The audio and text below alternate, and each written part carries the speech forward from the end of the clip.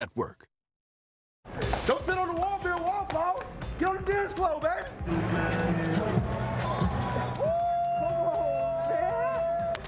Let's go. Direct snap, Derrick Henry throws it, jump pass in the end zone. Touchdown, Titans! Let's do something special.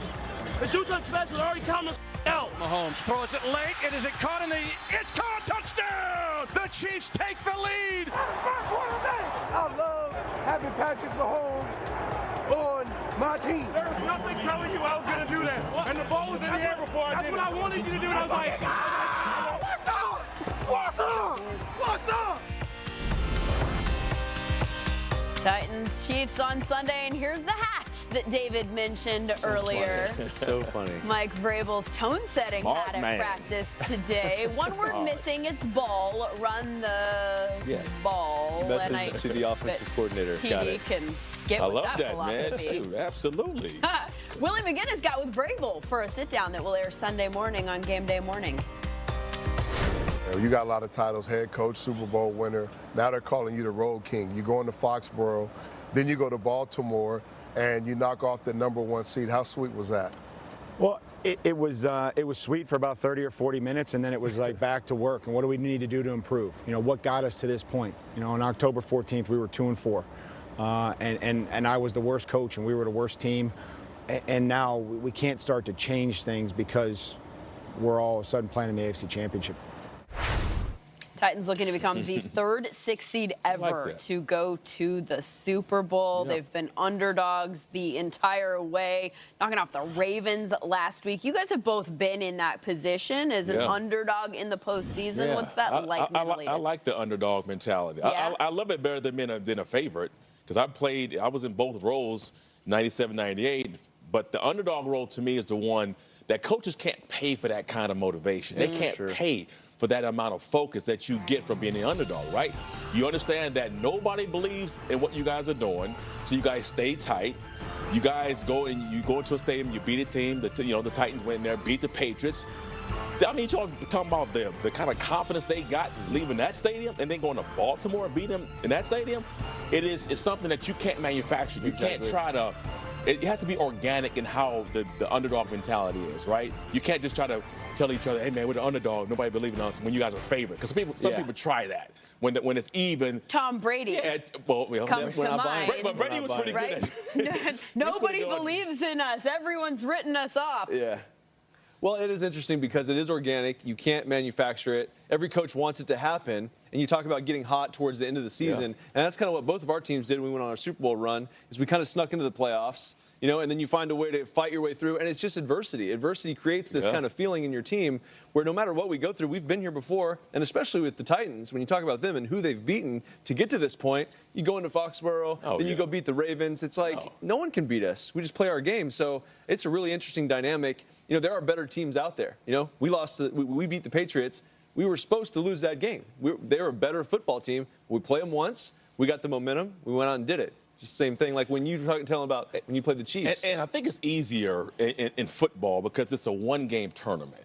Exactly. If you're playing 3 games or 5 games or 7 games, I think the better team overall could win that. But if it's a one-game tournament and all you have to do is be better than that team on that day, then it's easier. And, for me, again, the pressure was more when we were favorite. I hated that feeling because everything you did that you had to win those games. Otherwise, then you get the reverse effect. But as an underdog, I loved it. Team became close-knit. We saw the Eagles the last 2 years ago. Yeah, exactly. Do the same thing. Yeah, I mean they took that and they ran through the postseason with that. And every game that they won, they built the confidence up. So the underdog mentality has to be something that's difficult for teams, better teams to fight against because, hey, these guys, their confidence level is through the roof. Well, and if you're the underdog and you are in this position, you've got some momentum, right? And Von Miller has said this week that he thought the Niners were going to win originally because he thinks that they're the best team that's left in the postseason, but he thinks that the Titans have the momentum,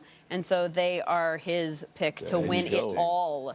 Well, I mean, in both of our cases, the underdog, we ended up winning the Super Bowl, and it's amazing. Like it's not like they lack talent in Tennessee. Like they're a really good football team. but then they feel like they're being underappreciated. So just watch out for them. Yeah. Well, the Titans are an underdog this week that has a lot of reason to be confident, having beat the Chiefs last time they played. The Packers underdogs to the Niners, maybe in a different headspace, though, going into that game, seeing as how they got shellacked. They've got a lot to prove. So this year, Microsoft Surface and the NFL launched the first ever Anything But Ordinary Player of the Year award at NFL Honors, which celebrates NFL player passions off the field. As players continue to empower themselves through innovation, the award will honor these players, making names for themselves in areas of entrepreneurship, technology, creativity, and literary arts. You can help name the winner. For a chance to be a winner, to visit anythingbutordinaryaward.com and vote for this year's NFL Honors Anything But Ordinary Player of the Year presented by Microsoft Surface. You can share your vote for a chance to win a trip for 2 to Super Bowl 54. The voting is open now and it ends on January 20th. So it's Friday, and that means we are going straight to the bank. I'm not talking about cash, though maybe that too. I'm talking about picks, not guesses. Guarantees so solid you can take them to the bank. That's right. In other words, TD and David. Got fined for that. You better get this right. Throw that ball. That's it. Sunday started at 9 a.m. Eastern with a 6-hour edition of NFL Game Day Morning. We sit down with lockdown corner Richard Sherman to find out how he plans to shut down Aaron Rodgers on Sunday. And Michael Irvin goes one-on-one with Packers wide receiver Davante Adams to find out how he plans to attack Sherman and the Niners' dominant D. And Derrick Henry has been running downhill in the playoffs. Tyrann Mathieu opens up to Steve Smith Sr. about how the Chiefs plan to handle Henry. If I have to run through him to get us to the championship, then that's just what I have to do.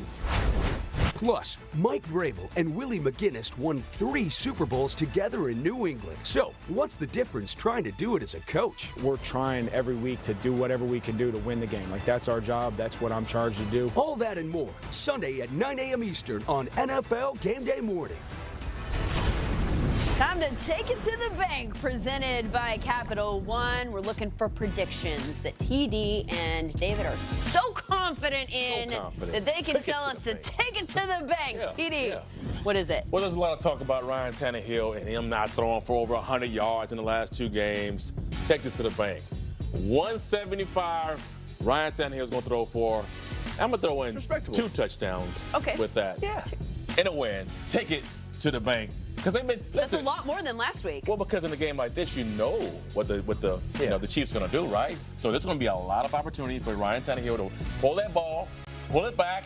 Oh yeah, and how about like Khalif Raymond? How about somebody like that? How about AJ Brown? How about that deep pass? Yeah. AJ. There you go, Forrest, AJ. Maybe Humphreys, as Humphreys we said. Back. You know, there have only been 2 starts for him this year where he didn't throw for 175, and they were the last 2 games in the playoffs. So I don't know that this is that far off. What about you? What can we take to the bank? Aaron Rodgers will not throw at Richard Sherman. Not once. It's not happening. Unless it's an accident or a check down, it's not going in his direction. He did a couple years ago in the playoffs. It was picked off. I've talked to Aaron about this. He says, if I have the option, why would I throw it at him? I don't know what he's going to do. He's going to see that he's in one coverage, but he's going to play something else. He's just too smart. Don't even take the chance. Even with an aging Richard Sherman, don't even throw it over there. And they move Davante Adams around so much, you can find different ways to get him matched up on other guys. Don't even throw. He's not going to throw it at him. And Aaron said today, we're going to move Davante around a lot, and I don't know if they're going to move Sherm. Sherm stays on the left side 98% of the time. Not even worth it. We have breaking news for you.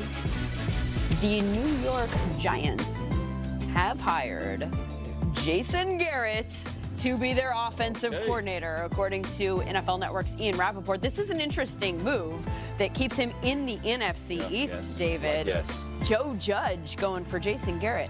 Well, that's smart by Joe Judge. I mean, keep Jason Garrett in the NFC. He obviously knows the Dallas Cowboys, knows that whole division. He had a top 10 offense 4 times. So it's not like he doesn't know how to call offense. I think a lot of times we see Jason Garrett and he's clapping, and there's just a lack of some energy maybe on the sideline that people feel from him. But he's a quarterback. He knows how to call offense. He knows how to design offense. He's going to get guys in position to make plays strategically. So I think it's a good hire by Joe. You get a guy that's actually an ex-head coach that can help you on the offensive side. You can focus on situational football and special teams, which I think a lot of head coaches lack in this league. I think it's actually a good hire by the New York Giants to get a guy that's going to focus solely on that stuff. So I like it. Yeah, and I think he's back in his comfort zone, right? Being an OC, doesn't have to manage the entire team, defense, all that stuff. Yeah. So for Jason Garrett, I think it's an excellent fit there. You got young talent there, with Dimes there. Yeah. He's got Saquon Barkley. So you've got talent with the Giants. So I think it's an awesome fit for Jason Garrett. Plus, he's got all the secrets from Dallas. Exactly, got them all. Never hurts. Don't underestimate that. That's everything about him. Coming up, it's the moment you've all been waiting for. The moment in which we reveal the winner of the AFC, though TD already told you who he likes there. And the winner of the NFC. They're called the Game Picks, scores included, and we've got them right after this.